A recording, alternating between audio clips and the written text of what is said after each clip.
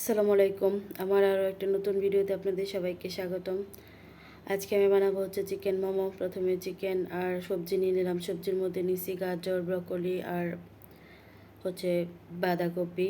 তারপর মশলা, এখানে মশলা বলতে পেঁয়াজ, রসুন, আদা আর কাঁচামরিচ আর ধনেপাতা এগুলোও ব্লেন্ড করে নেব একসাথে।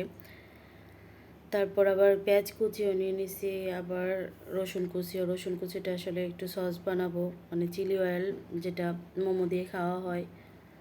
তারপর এখানে আবার সয়া সস, তারপর গোলমরিচের গুঁড়া, লেবু কেটে রেখেছি। আর আমি ময়দাটা আগেই মেখে তেল দিয়ে ঢেকে রেখে দিয়েছি প্রায় আধা ঘন্টা আগে। তারপরেই তো এখানে মুরগির মাংস আর সবজি আর সব ধরনের মশলা আর কি এগুলো একসাথে ব্লেন্ডার করে নিয়ে আসলাম। তারপর একে একে দিয়ে দিলাম লবণ, চিলি ফ্লেক্স, গোলমরিচের গুঁড়া, সয়া সস আর পেঁয়াজ পাতা কেটে রেখেছিলাম ওইগুলা। তারপর একটু লেবুর রস দিয়ে এখন ভালোভাবে মেখে নেব। এখানে আমি একটা সস তৈরি করব। সস বলতে চিলি অয়েল আর কি, মোমো দিয়ে খাওয়ার জন্য।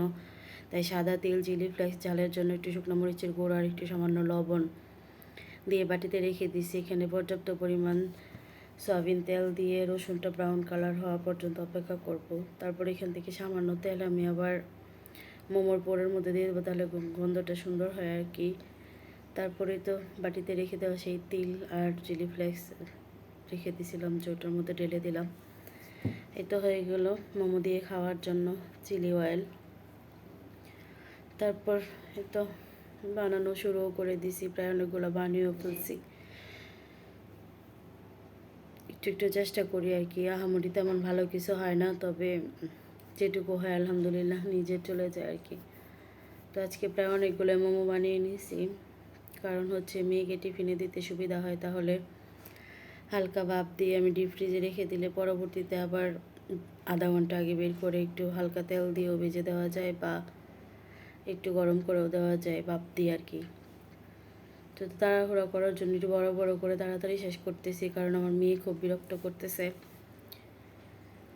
সব কিছু এলোমেলো করতেছে, এটা সেটা ধরে নিয়ে যেতেছে। তো আমি এক বেচ আবার ভাপ দিয়ে নিয়ে আসলাম। রাইস কুকারের বাটি আগেই পানি দিয়ে বসিয়ে রেখেছিলাম চুলার মধ্যে। তো এখানে আবার আরেক বেচ দিয়ে দিছি। তো সবগুলো ভাপ দেওয়া শেষ। এখন আমি এক বাটিতে চিলি অয়েল আর আরেক বাটিতে টমেটো সস নিয়ে নিলাম। তো আমি এবার খেয়েও দেখতেছিলাম কেমন হয়েছে, কোনটা দিয়ে কেমন লাগে আর কি। তো আমার কাছে আসলে আমরা যেটা দিয়ে অভ্যস্ত ওটাই বেশি ভালো লাগে, টমেটো সস দিয়ে বেশি ভালো লাগতেছিল। আবার এখানে ভিতরে পোরটা সামান্য রয়ে গেছে, ওটা ভাপ দিয়ে রেখে দিছি, পরবর্তীতে নুডলস রান্নাতে দিয়ে দেওয়া যাবে আর কি। কেটে কুচি কুচি করে নুডলস রান্নাতে দিয়ে দেওয়া যাবে একসময়। এতে এখানে আবার 4 জনকে একটু একটু করে দিয়ে দিছি, কয়েকটা করে, আর বক্সে ভরে মেয়ের জন্য রেখে দিতেছি।